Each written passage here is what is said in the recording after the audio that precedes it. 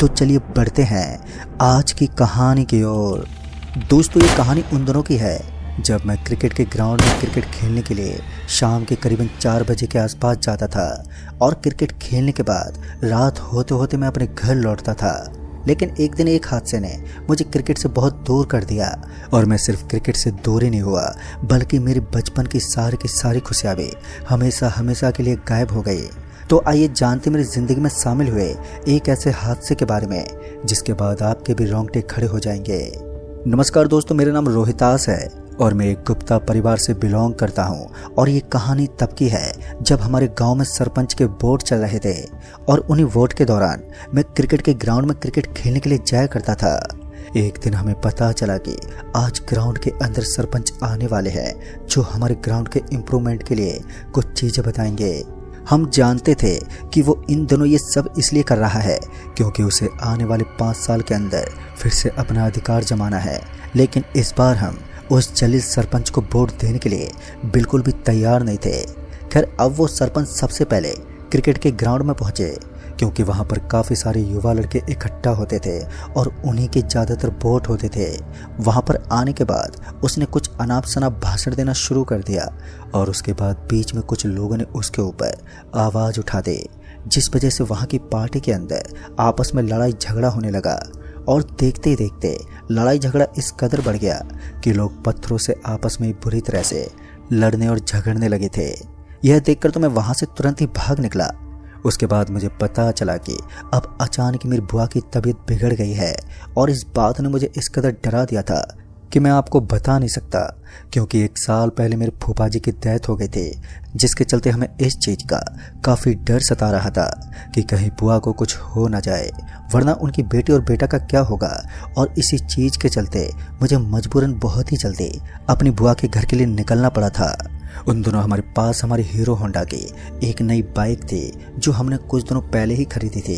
मैं उस बाइक को चलाने का काफ़ी ज़्यादा शौकीन हुआ करता था और ये लाजमी सी बात है, अगर हम घर पर कोई नई बाइक खरीदते हैं तो उसका शौक होना हमारे लिए एक बेहद ही आम बात होती है। कुछ ऐसा ही मेरे साथ भी था। मुझे उन दिनों बाइक चलाने का बहुत ही ज़्यादा शौक था, तो मैं तुरंत ही अपनी बुआ के घर के लिए निकल गया। हालांकि दिमाग में काफ़ी ज़्यादा टेंशन भी बने हुए थे, मगर उसके बाद जब अपनी बुआ के घर के लिए मैं बिंदास होकर निकला तो मुझे पता चला कि बुआ को अस्पताल में भर्ती करवाया गया है और उनकी बेटी प्रियंका और सचिन भी उन्हीं के पास ही है। इसलिए मुझे तुरंत ही वहाँ के लिए निकलना पड़ेगा। फिर उसके बाद मैंने अपनी बाइक स्टार्ट की। इससे पहले कि मैं वहाँ से निकल पाता कि मेरी बुआ की सास सीधा मेरे पास पहुँचे और उन्होंने बताया कि रास्ता बड़ा ही ख़राब है, तो तुम एक काम करो, सुबह चले जाना और इतनी रात को वहाँ पर जाना ठीक नहीं होगा। वैसे भी वो काफ़ी लंबा रास्ता है और ऊपर से वहाँ काफ़ी ज़्यादा सन्नाटा पसरा हुआ रहता है। उस जगह पर डर जैसी चीज़ एक आम बात है। लेकिन उस वक्त मैं किसी की बात को सुनने के मूड में नहीं था। दरअसल पापा ने मुझे बता दिया था कि मुझे किसी भी हालत में आज के आज ही अपनी बुआ से मिलकर आना होगा। दरअसल मेरे पापा यहाँ पर नहीं रहते थे, वो दूसरी कंट्री में काम करते थे, जिस वजह से मुझे अपने पापा से बुआ की बात करवानी थी। लेकिन जब अस्पताल के लिए निकल रहा था तो मेरे मन में भी अजीब अजीब ख्याल थे कि आखिर उस सासू माँ ने ऐसा क्यों कहा कि उस रास्ते पर जाना ठीक नहीं होगा। वो रास्ता भय के अंदर बसा हुआ है और भी कई सारी चीज़ें थी जिनके किस्सों को सुलझा पाना अभी मेरे बस में नहीं था। लेकिन बस मुझे अपनी बुआ से मिलना था। मेरी ये जिद मेरे लिए कभी भी मेरी ज़िंदगी खतरे में डाल सकती थी। लेकिन उस वक्त मैंने इन चीज़ों का ज़्यादा गौर नहीं किया और उसके बाद अपनी बाइक की रफ्तार को बढ़ाकर सुनसान और वीरान पड़ी उस सड़क के ऊपर मैंने चलाना शुरू कर दिया। कुछ देर तक तो बाइक के आगे जाने के बाद मुझे बहुत ही ज़्यादा ठंड लगने लगी थी। लेकिन इन दिनों तो गर्मियों का मौसम था, फिर इसके बावजूद भी इतनी गहरी ठंड का होना कहीं ना कहीं ये चीज़ें साबित करवा रही थी कि इस जगह पर कुछ तो अजीब है।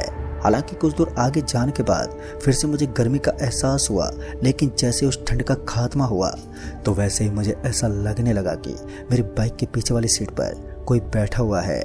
जब मैंने पलटकर पीछे की तरफ देखने की कोशिश की तो मुझे वहां पर कोई नजर ही नहीं आ रहा था। सुनसान पड़ी सड़क के अलावा चारों तरफ सन्नाटा पसरा हुआ था। एक पल के लिए एक आदमी उस सड़क को देखकर बुरी तरह से डर जाए, ऐसा ही हाल मेरा भी था। उस सड़क को देखकर मुझे भी एक अजीब सी घुटन महसूस हो रही थी, लेकिन इसके बावजूद भी मैं ड्राइव करता रहा। वहाँ से थोड़ी दूर आगे गया ही था कि तभी मुझे अपने सामने की तरफ लोमड़ी जैसे कुछ नजर आने लगे। देखने में वो किसी काली बिल्ली की तरह लग रही थी, लेकिन वो कोई काली बिल्ली नहीं थी, बल्कि कुछ अजीब सा था, कुछ ऐसा जो देखने मात्र से ही डरावना लगे। मैंने सोचा कि मैं अपनी बाइक को रोक लेता हूँ, मगर उसके बाद मैंने अंधविश्वास को बढ़ावा न देकर बाइक की रफ्तार को उसी तरह रखना ठीक समझा। और इसी बीच मुझे ऐसा लगने लगा जैसे कि कोई मेरी बाइक के पीछे बैठकर लगातार मेरे कंधे पर अपना हाथ लगाता जा रहा है। कुछ देर तक तो मैंने इस चीज़ के ऊपर ज़्यादा ध्यान ही नहीं दिया, लेकिन फिर थोड़ी देर और बीतने के बाद अचानक ही मेरी नज़र मेरी बाइक के आगे वाले कांच में पड़ी। और जैसे मैंने कांच में देखा तो उस वक्त मेरी आंखें फटी की फटी रह गई, मानो मेरा कलेजा मुंह को आ गया था। मैंने देखा कि एक आंख वाली एक चुड़ैल मेरी बाइक के पीछे बैठे हुए थे और मुझे डराने के लिए इतना काफ़ी था। उस वक्त मैं इतना ज़्यादा डर गया था कि मैं आपको बता नहीं सकता। उस वक्त मेरे शरीर का एक एक पार्ट लगातार कांपता जा रहा था। और फिर उसके बाद मैंने अपनी बाइक को कंट्रोल करने की बहुत ही ज़्यादा कोशिश की, लेकिन ऐसा लग रहा था जैसे कि अब मैं अपनी बाइक से अपना ही कंट्रोल खो चुका हूँ। और तभी मैंने मन ही मन भगवान का नाम जपना शुरू कर दिया। किसी तरह मैं उस भयानक जगह से निकलकर एक गांव के अंदर पहुंचा। दिखने में वो गांव काफ़ी वीरान था, लेकिन उसी गांव के जस्ट आगे वो हॉस्पिटल पड़ता था, इसलिए मैं उस हॉस्पिटल के करीब पहुंच गया था। और तब जाकर मुझे ऐसा लगने लगा कि अब सब कुछ सही हो गया है। और उसके बाद मेरी सांस में सांस आई। अब मैं इस घटना के बारे में किसी को बताना भी नहीं चाहता था। अब तक मैं उस हॉस्पिटल के एकदम पास पहुंच गया था और अब मुझे लगने लगा कि शायद खतरा टल चुका है। और उसके बाद मैंने एक बार के लिए अपनी आंखें बंद करके और दोबारा खोली तो मैंने देखा कि मैं तो वापस से उसी जगह पर पहुंच गया था जहां पर मुझे एक डरावना नज़ारा दिखाई दिया था। मैं इतनी बुरी तरीके से हैरान हो गया था कि मुझे खुद समझ में नहीं आया कि भला ये कैसे हुआ। और फिर मेरी बाइक फिर से डिसकंट्रोल होने लगी। मैं अपनी बाइक को कंट्रोल करने की बहुत ही ज़्यादा कोशिश करता रहा, लेकिन उस वक्त मेरी तमाम कोशिशें फेल होती गई क्योंकि मैं चाहकर भी अपनी बाइक को ठीक करने में नाकाम रहा। और उसके बाद मुझे अपनी बाइक का ब्रेक लगाना पड़ा। ब्रेक लगाते ही मैं धड़ाम से नीचे गिर पड़ा और उसके साथ ही मेरी बाइक सड़क से घसीटते हुए नीचे की तरफ चली गई। मेरे हाथ और पैर बुरी तरह से छिल चुके थे और उनके अंदर से अब खून निकलने लगा था। मेरे पूरे के पूरे कपड़े भी खून से भीग चुके थे। मेरे पूरे जिस्म में गहरी चोट आई थी और ऐसा लग रहा था जैसे कि मैं अधमरा हो चुका हूँ। फिर उसके बाद किसी तरह मैंने अपनी गर्दन उठाकर अपने आजू बाजू में देखा तो मुझे अब वहाँ पर कोई भी दिख नहीं रहा था। चारों तरफ वीरानी जगह पड़ी थी और तभी मुझे ऐसा लगा कि यहाँ किसी जगह पर तंबाकू पीने की बदबू आ रही थी। और इस बदबू को सूंघते मुझे इतना तो यकीन हो गया था कि यहाँ पर आजू बाजू में कोई बूढ़ा आदमी बैठा हुआ है जो जरूर हुक्का पी रहा होगा। उसके बाद मैंने अपने आप को संभाला और वहाँ से खड़ा होकर सड़क की तरफ चल पड़ा। सड़क पर पहुंचकर मैंने सोचा कि अब पीछे जाने के बजाय मैं सामने की तरफ से चला जाता हूँ। और उसके बाद जब मैं थोड़ा आगे आ गया तो मुझे एक पेड़ के नीचे एक बूढ़ा आदमी दिखा जो चिलम पी रहा था। और जब मैं उस बूढ़े आदमी के पास गया तो मेरे दशा को देखकर वो बूढ़ा मुस्कुराता हुआ बोला, आओ, मैं तुम्हारा इंतज़ार कर रहा था। और ये सुनकर मुझे और भी ज़्यादा हैरानी हो रही थी। फिर मैंने उस बूढ़े आदमी से कहा, लेकिन आप मेरा इंतज़ार क्यों करोगे? तो उसने बताया कि हर रात यहाँ पर ऐसा ही होता है, कोई ना कोई शख्स भयानक काली शक्तियों के चंगुल में फंसी जाता है और फिर मैं उसे उसका आखिरी रास्ता दिखा देता हूँ। मैं उसके इस आखिरी वाले शब्द को समझ ही नहीं पाया, जिस वजह से मैंने उस बूढ़े आदमी से कहा, आप किस आखिरी रास्ते के बारे में बात कर रहे हैं? तो उसने अपने हाथ से इशारा करते हुए कहा, वो जंगली झाड़ियाँ जो तुम्हें नजर आ रही हैं वही तुम्हारा आखिरी रास्ता है। अगर तुम उस रास्ते से नहीं गए तो तुम्हारी मौत पक्की है। इतनी जल्दी उस बूढ़े आदमी के ऊपर विश्वास करना बिल्कुल भी ठीक नहीं था, क्योंकि एक तो ये बूढ़ा आदमी इतनी घनी रात को यहाँ पर क्या कर रहा होगा और ऊपर से यहाँ पर इतना ज़्यादा सन्नाटा था। फिर भी ये 60 साल का बुढ़ा लगातार मुस्कुरा रहा था, तो इसके पीछे भी कोई बड़ा कारण हो सकता था। तो मैं उस आदमी के ऊपर इतनी जल्दी विश्वास करना ठीक नहीं था। उसकी गोल गोल बातों को समझ पाना भी मेरे बस में नहीं था। लेकिन मेरे सामने एक दुविधा ये भी थी कि अब मैं करूं तो करूं क्या, क्योंकि अब मुझे कोई भी चीज़ समझ में नहीं आ रही थी। अब उस बूढ़े आदमी के कई शब्द ऐसे थे जो मुझे उसके ऊपर विश्वास करने के काबिल बना रहे थे। तो वो कुछ ऐसी बातें बोल रहा था जिससे मुझे काफ़ी ज़्यादा डर लग रहा था। दहशत के इस समय में मैं पूरी तरीके से अपने दिमाग को खो बैठा था। ऊपर से मेरे पूरे जिस्म में चोट आई थी तो मुझे काफ़ी ज़्यादा दर्द भी महसूस हो रहा था। मेरी दयनीय दशा को देखने के बावजूद भी उस आदमी को मेरे ऊपर दया नहीं आई और इससे ये बात तो साफ जाहिर हो रही थी कि सच में उसने काफ़ी सारे एक्सीडेंट देखे होंगे, इसलिए उसने अभी तक मेरे ऊपर तरस नहीं किया। फिर मैंने उस आदमी से कहा, लेकिन बाबा आप इतनी रात को यहाँ पर क्या कर रहे हैं? तो उसने बताया कि वो वर्षों से यहीं रहता है, सुबह हो या शाम को इसी पेड़ के नीचे भटकता है। मैं समझ गया था कि यह कोई नॉर्मल इंसान तो नहीं हो सकता, क्योंकि इतनी घनी रात को एक नॉर्मल और बुढ़ा आदमी भला इस जगह पर क्या करेगा। और ये सब बातें मेरे दिमाग में अभी तक घूम रही थी। मैंने उस आदमी से बहुत ही ज़्यादा पूछने की कोशिश की, लेकिन इसके बावजूद भी उसने मुझे कुछ भी नहीं बताया। बस इतना बोल रहा था कि अगर अपनी जान बचानी है तो इस रास्ते से निकल जाओ, इसके अलावा मैं तुम्हें कुछ नहीं बता सकता, और अगर तुम्हारी जान इस रास्ते से ना बचे तो फिर समझ लेना कि मैं तुम्हें यमराज के पास ही मिलूंगा। दोस्तों ये सुनकर वो ज़ोरों से हंसने लगा। कहीं ना कहीं उसकी बातें बहुत ही ज़्यादा अटपटी लग रही थी और उसकी बातों को समझ पाना एक नॉर्मल इंसान के लिए तो मुमकिन ही नहीं था। लेकिन अब मेरे पास कोई दूसरा चारा भी नहीं था। ना चाहते हुए भी मुझे अपने लड़खड़ाते हुए शरीर को लेकर उस रास्ते की तरफ चलना पड़ा। मेरा पूरा का पूरा शरीर चोटिल था, लेकिन इसके बावजूद भी मैं हिम्मत करके उस रास्ते की तरफ निकल पड़ा। उस रास्ते से चलते हुए काफ़ी सारी चीज़ें थी जो मेरे दिमाग में घूम रही थी, लेकिन जब मैंने पहला पड़ाव पार किया तो उसके ऊपर लिखा हुआ था, आपने पहला पड़ाव पार कर लिया है, लेकिन दूसरा पड़ाव आपकी ज़िंदगी का सबसे खतरनाक पड़ाव होने वाला है, इसलिए संभल कर चलें। ये बोर्ड बगल में लगा हुआ था, जिसको पढ़कर मेरे शरीर के रोम रोम में डर बैठ गया था, लेकिन हिम्मत तो मैं बिल्कुल भी नहीं छोड़ सकता था। किसी तरह फिर से मैंने हिम्मत जुटाई और उसके बाद भगवान का नाम लेकर मैं आगे की तरफ चलने लगा। अब मेरे दिमाग में एक चीज़ तो बैठ गई थी कि जब तक मैं डरूंगा नहीं तब तक ये काली शक्तियाँ मेरा कुछ भी नहीं बिगाड़ सकती। इसलिए मैं भगवान का नाम जपते हुए आगे जाने लगा और तभी मेरी नज़र सड़क के बीच में पड़े एक गड्ढे पर पड़ी। तो मैंने देखा कि वो गड्ढा अंदर से आग उगल रहा था और इस भयानक नज़ारे को देखकर मैं तो अंदर तक पूरा डर गया था। उस वक्त मुझे कुछ भी समझ में नहीं आ रहा था और उसके बाद मैं एकदम से पीछे की तरफ सरक गया। डर की वजह से अब मेरे हाथ पैर फूलने लगे थे और मेरी हिम्मत वापस से जवाब देने लगी थी। लेकिन इसके बाद भी मैं यही सोचने लगा कि अगर मुझे पीछे की तरफ जाना है तो मुझे सोच समझ कर ही जाना चाहिए, क्योंकि जैसे कि मेरे पूर्वजों ने बताया था कि अगर हम वापस से पीछे की तरफ लौटते हैं तो उसके बाद हमारे साथ जो होता है वो हमारी सोच से भी परे होता है। इसलिए मैं अब अपने कदमों को पीछे तो नहीं मोड़ सकता था। उस वक्त मेरी हिम्मत तो टूट चुकी थी, लेकिन अभी भी भगवान का नाम जपते हुए मैं आगे की तरफ जाने लगा। और जैसे मैं उस गड्ढे के पास पहुंचा तो मैंने देखा कि उसके अंदर भयानक आग जल रही थी और एक बच्चा उस आग की भट्टी के अंदर जल रहा था।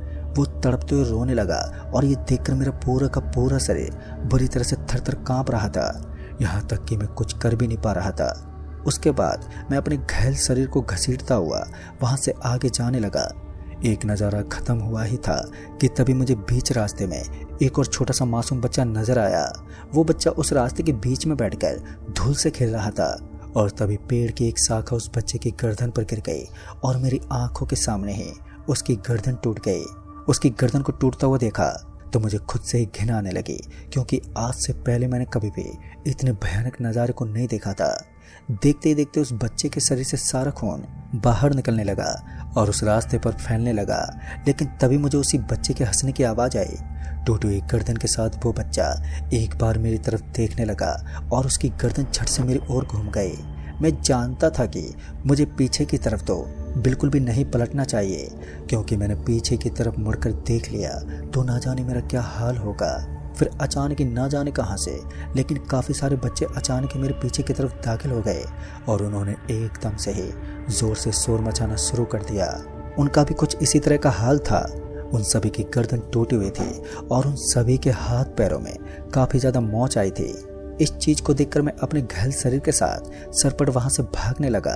जब इंसान को अपने पीछे अपनी मौत या फिर कोई बला नज़र आती है तो वो किसी भी हालत में वहाँ से भागने की ट्राई करता है। ऐसा ही कुछ मेरे साथ हो रहा था। ना चाहते हुए भी मुझे अपने घायल शरीर को लेकर वहाँ से भागना पड़ा। मैं बहुत ही दूर तक तेज़ रफ्तार से भागता ही रहा, लेकिन मैं इतनी मशक्क़त करने के बाद भी उन कांटों के रास्तों को पार नहीं कर पाया। मुझे ऐसा लग रहा था कि इस रास्ते को पार करना मेरे बस में नहीं है, क्योंकि इतनी दूर भागने के बाद भी मैं उस रास्ते के अंतिम छोर तक नहीं पहुंचा था। और उस बूढ़े आदमी ने बताया था कि यह रास्ता सिर्फ 3 किलोमीटर का है, लेकिन मैं 3 किलोमीटर के बजाय 7 से 8 किलोमीटर तक पैदल चल चुका था। लेकिन इसके बावजूद भी मैं पहुंच नहीं पा रहा था। कहीं ना कहीं मैं समझ गया था कि वो बूढ़ा आदमी मुझे किसी काली भयानक जगह के अंदर ही फंसाना चाहता था, और इस चीज में वो बूढ़ा आदमी अब सफल हो चुका था। मैं मन ही मन उस आदमी को गालियां दे रहा था, लेकिन अब गालियों से भी भला क्या हो सकता था। उसके बाद मुझे वही बूढ़ा व्यक्ति फिर से सड़क के बीच में हुक्का पीता हुआ दिखा, और उस आदमी को देखकर मेरी आंखें चमक उठी।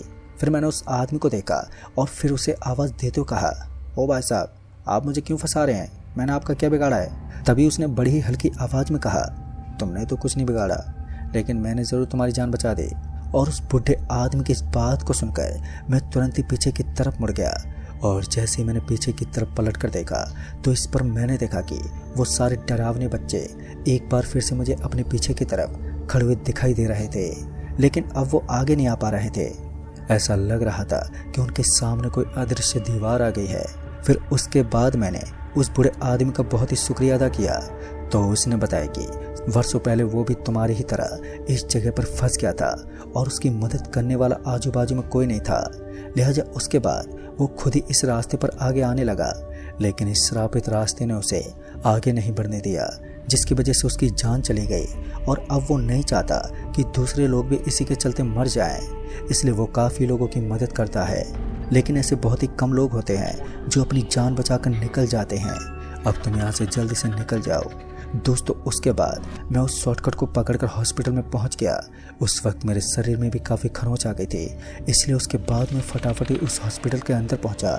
और हॉस्पिटल के अंदर पहुंचने के बाद मैं अपनी बुआ से मिलने लगा। बुआ की हालत अब तक काफ़ी ठीक हो चुकी थी, लेकिन मेरे फ़ोन में अभी भी नेटवर्क का इशू दिखा रहा था। उसके बाद मैंने अपने पापा को किसी तरह फ़ोन किया और उन्हें बुआ से बात करवा दी, और अपने साथ हुई इस पूरी घटना के बारे में मैंने उन सभी को बताया। तो उन सभी लोगों ने बताया कि वो रास्ता अलग अलग नज़ारे से दिखता है और वो एक भयानक रास्ता है। बहुत ही कम लोग होते हैं जो वहाँ से जिंदा बचकर आते हैं। तुम किस्मत वाले हो जो जिंदा बच गए। उस दिन के बाद मुझे अपनी बुआ से काफ़ी डांट खानी पड़ी, लेकिन उसके बाद मेरी ज़िंदगी में कुछ भी ऐसी घटनाओं का एहसास नहीं हुआ जिससे मैं डर जाऊं। तो दोस्तों, इस कहानी में बस इतना ही।